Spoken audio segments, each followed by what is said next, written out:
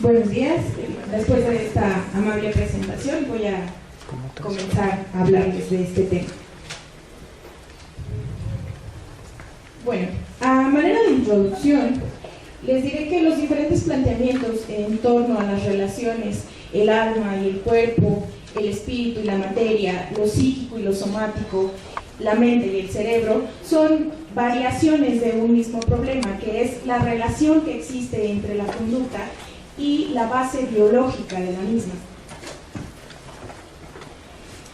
Existen muchas vertientes que han tratado de abordar esta problemática. Una de ellas es la psicología fisiológica, la cual resalta los aspectos fisiológicos intentando buscar las causas de la conducta en el funcionamiento biológico. Otra de las perspectivas es la psicofisiología, de la que yo les voy a hablar el día de hoy. Esta resalta los aspectos psicológicos utilizando medidas fisiológicas como indicadores de los procesos psicológicos que controlan la conducta. La diferencia entre la psicofisiología y la psicología fisiológica es que, primero, este término, como distintivo de la psicología fisiológica, porque históricamente se relacionaban, pero al pasar el tiempo, se hace la separación hacia mediados del siglo XX, con la finalidad de resaltar el estudio de los procesos psicológicos a través de las técnicas fisiológicas no invasivas en sujetos humanos. Es decir, en la psicología fisiológica se aborda la conducta con procesos invasivos en sujetos no humanos, específicamente para la investigación. Entonces, esta característica de utilizar técnicas no invasivas y hacerlo con humanos es una característica básica de la psicofisiología que es distintiva de estudiar, además de estudiar la conducta normal y anormal, con registros fisiológicos en el contexto de manipulaciones experimentales que por supuesto respetan el código ético del psicólogo. Los registros fisiológicos incluyen el registro de los patrones acontecidos eferentes, que serían los cambios en la actividad muscular y glandular, y los cambios funcionales en el tejido neuronal, que sería representado por la electroencefalografía y otras técnicas de neuroimagen. Ahora bien, el supuesto básico de la psicofisiología es que los procesos psicológicos humanos, como la percepción, atención, el pensamiento, la motivación y la emoción, se reflejan en cambios fisiológicos eferentes, es decir, cambios en la actividad glandular y muscular. Por lo tanto, la estrategia de investigación de la psicofisiología parte de los acontecimientos fisiológicos eferentes para llegar al conocimiento de la mente y la conducta. La estrategia de investigación psicofisiológica como vía de conocimiento de la actividad cerebral fue resaltada por el psicobiólogo Roger Sperry, que ya lo había mencionado el doctor por ahí. Su concepción sugiere que para conocer el cerebro y la mente comienza por la salida conductual del cerebro, siguiendo la dirección contraria a la corriente eferente. Es decir, esta estrategia resalta la psicofisiología utilizando registros fisiológicos como una vía de conocimiento de la actividad psicológica. Ahora, para hablar de todo esto de la psicofisiología, para los alumnos que van comenzando, es importante conocer la estructura anatómica del sistema nervioso, porque no es una cuestión aislada, es una cuestión relacionada. Por todo esto que habíamos visto, de que los seres humanos tienen una relación psicobiológica, que es muy importante que lo tengan en mente. Entonces, hay que hablar de los fundamentos básicos, pero ya el doctor les mostró los cortes en vivo. Como sabemos, el sistema nervioso se divide en sistema nervioso central, compuesto por el cerebelo, el bulbo raquídeo y la médula espinal. El sistema nervioso periférico, dividido en el sistema nervioso somático sensorial, el cual controla la actividad esquelético-motora. El sistema nervioso autónomo, que regula la actividad de la musculatura lisa y las glándulas. A su vez, se divide en dos grandes elementos. El sistema nervioso parasimpático, que tiene como función la conservación de la energía, es decir, cumple funciones de tipo anabólico.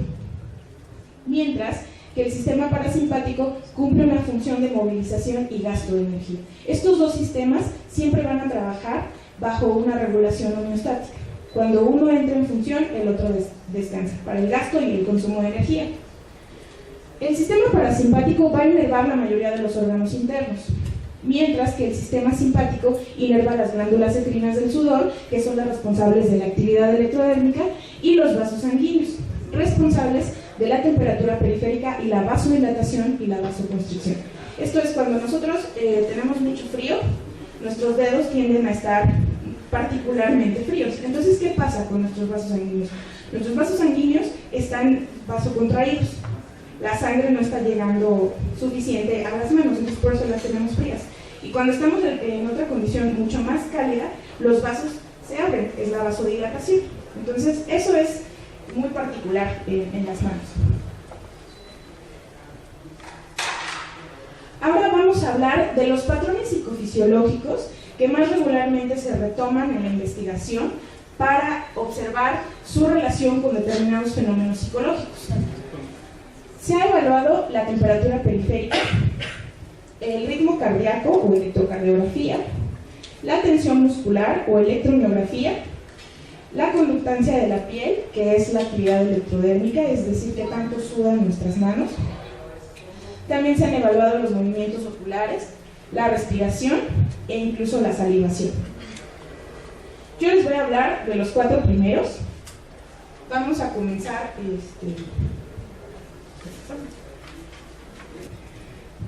Vamos con lo que sigue, con la base biológica del ritmo cardíaco. Lástima que no se pudo escuchar bien el video. Pero bueno, las principales medidas de esta actividad son el ritmo cardíaco, es decir, el número de latidos que hay por minuto. En una persona sana, adulta, es de 60 a 100 latidos por minuto. Eso es lo normal. Luego tenemos la presión sanguínea, que es la fuerza con que se mueve la sangre por las arterias. También se puede evaluar el volumen de contracción, es decir, la fuerza cardíaca. El output cardíaco, que es la cantidad de sangre que se bombea. El flujo sanguíneo periférico, que no es más que la cantidad de sangre que pasa por las distintas partes del cuerpo. Y bueno, los cambios en la actividad cardiovascular se han relacionado con procesos psicológicos, cognitivos, motivacionales y emocionales. Si han escuchado algunas veces, ¿no? Se me aceleró el corazón después de que tuve ese susto o cosas así. La fase cardíaca ha sido la variante más importante en psicofisiología, ya que su sensibilidad puede reflejar los estados emocionales, que es lo que les estaba comentando hace un momento. Aunque una parte importante de la investigación se ha centrado en mecanismos psicofisiológicos de riesgo de patología cardiovascular, esto es, para las bradicardias, que es el enlentecimiento del ritmo cardíaco, o las taquicardias, que es la aceleración del mismo. También se han identificado sujetos hiperactivos a la estimulación psicofisiológica. En este último contexto, hay especial interés en las medidas indirectas de la activación parasimpática, que es lo que les comentaba de la regulación entre el sistema parasimpático y simpático. Y de la activación simpática, es decir, el tiempo de tránsito del pulso y fuerza de contracción ventricular, así como en el estudio de las vías nerviosas simpáticas frente a las parasimpáticas. Ahora les voy a hablar un poco de en esta siguiente diapositiva de la temperatura periférica y su base biológica. La vasoconstricción afecta la perfusión de la sangre en las extremidades, como los dedos de los pies y las manos. La perfusión de la sangre afecta la temperatura de la piel, que es lo que les comentaba hace un segundo de las manos frías o calientes. La activación simpática va a guiar el incremento de la vasoconstricción, reduciendo el volumen sanguíneo, enfriando la piel. No sé si les ha pasado alguna vez, tienen algún examen y tienen las manos demasiado frías o les sudan demasiado las manos. Este fenómeno involucra la vasoconstricción y vasodilatación, que era lo que les platicaba hace un momento. El término vasoconstricción denota los cambios en el diámetro vascular y la dilatación de los vasos sanguíneos ocurre con más frecuencia que la vasoconstricción. Los procesos psicofisiológicos de vasoconstricción es complicado de acceder para evaluarlo. Entonces, una medida mucho más sencilla para evaluarla es la temperatura periférica. El dispositivo psicofisiológico que se utiliza para evaluar esta respuesta es un termistor, que no es más que un pequeño termómetro.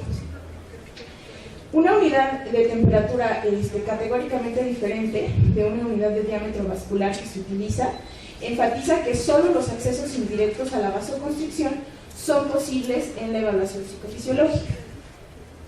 Un segundo camino indirecto hacia la vasoconstricción es medir, como les decía, la temperatura periférica, ya que tienen menos sangre en los vasos sanguíneos, permitiendo un paso más ligero a través de las extremidades con más sangre.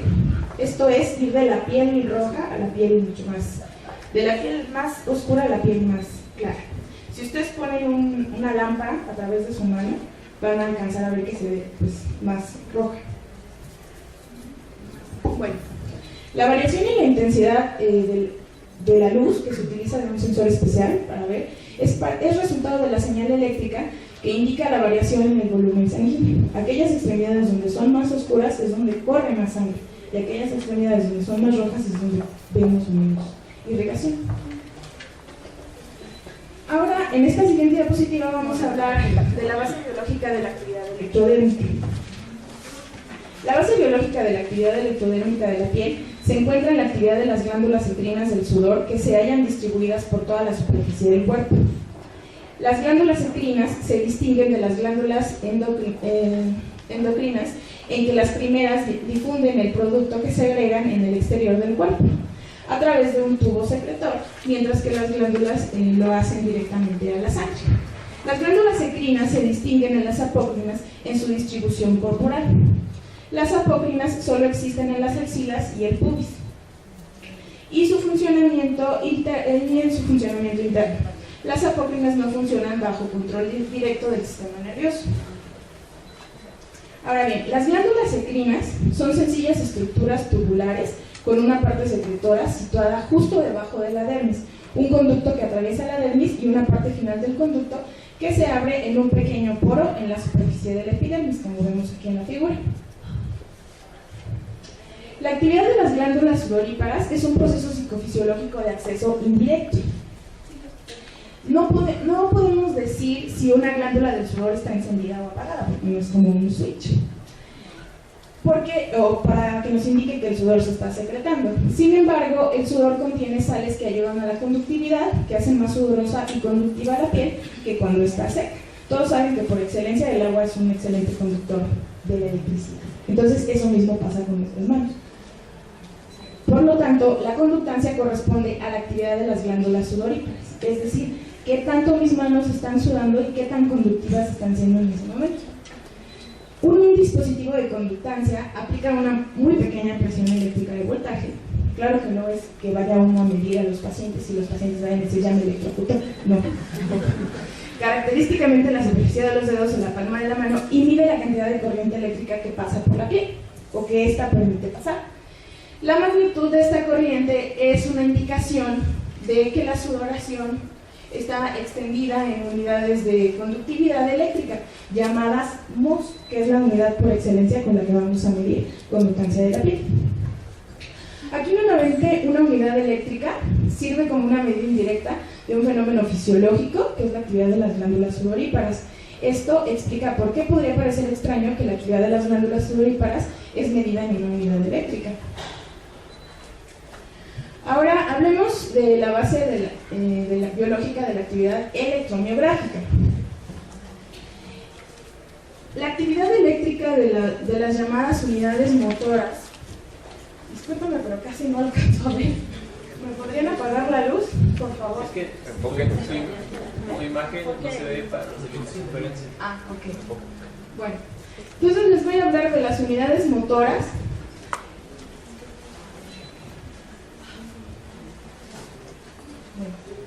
Vamos a hacer una cosa, porque casi no veo. La base biológica de la electromiografía parte de cómo funciona el sistema musculoesquelético y las motoneuronas, cómo es que se están comunicando y cómo están afectando los niveles de tensión muscular. La tensión muscular es por excelencia uno de los patrones fisiológicos. Muchas gracias. Estas unidades motoras constituidas por una neurona motora cuyo cuerpo celular se encuentra a nivel de la médula espinal y las células o fibras musculares involucradas por las terminaciones axónicas de dicha neurona. Las fibras musculares no tienen actividad propia. Su actividad va a depender totalmente de la actividad del sistema nervioso central somático, cuyo último eslabón son las neuronas motoras que hacen contacto con las células del músculo. La electromiografía, por lo tanto, es el registro de la actividad eléctrica que precede a la contracción de las fibras musculares. El registro se realiza a través de los sensores y la señal registrada refleja el conjunto de potenciales de acción presentes en la zona muscular donde se han colocado los sensores. Existen dos formas generales para medir la electromiografía. La primera va a tener un uso meramente neurofisiológico, que consiste en registrar a través de un sensor de aguja colocado por debajo de la piel la actividad eléctrica de unidades motoras individuales limitadas. Esto es un sensor neurofisiológico, es más invasivo. Nosotros como psicólogos no lo utilizamos porque debería hacerlo un médico, por lo mismo que es invasivo. La siguiente forma de evaluarlo es preferentemente de uso psicofisiológico, no es invasivo. Aquí podemos hacerlo sobre la superficie de la piel de determinados músculos, dependiendo del objetivo que estemos persiguiendo a evaluar. Esta segunda forma de registro requiere la consideración específica sobre el tipo de sensores a utilizar, es decir, que no sean polarizables, el tipo de gel electrolítico que se está utilizando. Este gel electrolítico nos va a ayudar a registrar más la actividad eléctrica de los músculos. No sé si alguna vez les ha pasado que han tenido una pesadilla y han sentido como que su cuerpo pesa demasiado, o que están caminando y que de pronto se tropezaron, brincan y se dan cuenta que están en la cama. Eso sucede porque la cantidad de voltaje que maneja nuestro sistema musculoesquelético baja cuando dormimos. Entonces, cuando tenemos un despertar abrupto, el voltaje va a subir de golpe, y entonces por eso viene ese brinco y esa idea de que uno se va a caer y se da cuenta que está en la cama. No sé si les ha pasado. Bueno, es importante limpiar la piel cuidadosamente donde se va a colocar el sensor. Esto porque las cremas, la propia grasa de la piel, los perfumes, los jabones, todo lo que se utiliza, eso interfiere en las mediciones psicofisiológicas. Entonces, por eso es muy importante limpiar el área donde se va a colocar el sensor, que nos va a ayudar a medir la actividad electromiográfica del músculo. Una vez descrito el funcionamiento de cada parámetro, a grandes rasgos, se procede a elegir las señales para realizar la evaluación psicofisiológica ante un determinado fenómeno psicológico que queramos estudiar. Dichas señales fisiológicas en una situación de mayor actividad del sistema nervioso periférico pueden presentar diversas variaciones, por lo que no existen parámetros fijos o ya establecidos para estas señales, porque debemos recordar que cada individuo es diferente. Entonces, por poner un ejemplo, podemos tener una temperatura periférica que esté entre los 78 y los 85 grados Fahrenheit. ¿Por qué Fahrenheit y no Celsius? Porque Fahrenheit es mucho más sensible a los cambios que a los grados Celsius. Una conductancia de la piel, es decir, una sudoración de las manos, entre 8.55 mos a 8.81 mos. La tensión muscular, yo les voy a mostrar el caso particular de los músculos trapecios de la espalda, porque fue lo último con lo que trabajé. Entonces, dependiendo si las personas son diestras o zurdas, lo normal que se propone que tengan es 0.9 microvolts en el trapecio izquierdo en la espalda en posición sentado y 1.4 microvolts en el trapecio derecho. Esto es dependiendo si son diestros o zurdos. Por otro lado, tener un rango de pulsaciones, como les decía, de 60 a 100 latidos por minuto. Menos de 60 hay que tener cuidado porque puede ser una persona con bradicardia. Más de 60 con taquicardia. Más de 100, perdón. Bueno, ahora en esta siguiente diapositiva hablemos del perfil psicofisiológico, que es el resultado de las evaluaciones dentro de la psicofisiología. ¿Cómo se obtiene un perfil psicofisiológico? Mediante una evaluación psicofisiológica definida como un proceso situacional, donde lo que interesa es la respuesta fisiológica periférica ante situaciones específicas, que permitan conocer el grado en que una persona se ajusta o no a las demandas ambientales. ¿Qué es lo que pretende medir un perfil psicofisiológico o qué nos va a decir? El comportamiento de las señales fisiológicas dentro de una situación de mayor actividad, como ya les había dicho, estas respuestas pueden variar en función de cada persona, por eso es importante siempre tener en cuenta los valores normativos que se tienen para personas sanas.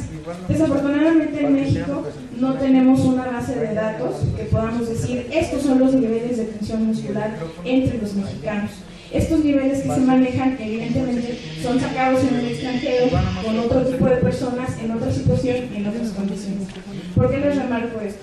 Porque estos valores, en el último estudio que realicé, se quedaron muy abajo. Entonces, como mexicanos parece que por excelencia tenemos alta tensión en la espalda. Entonces habría que pensar un poco en el estilo de vida que estamos llevando, la cantidad de horas que pasamos sentados, la postura que tenemos cuando estamos frente a la computadora, todos esos factores que alteran nuestro nivel de tensión muscular tanto en la espalda como en el cuello o en cualquier otra parte de nuestro cuerpo. Ahora, en esta siguiente diapositiva vamos a hablar de los materiales que se necesitan para una evaluación psicofisiológica. Aquí les presumo, este es mi sistema de monitoreo psicofisiológico. Cuenta con un software que se llama Biograph.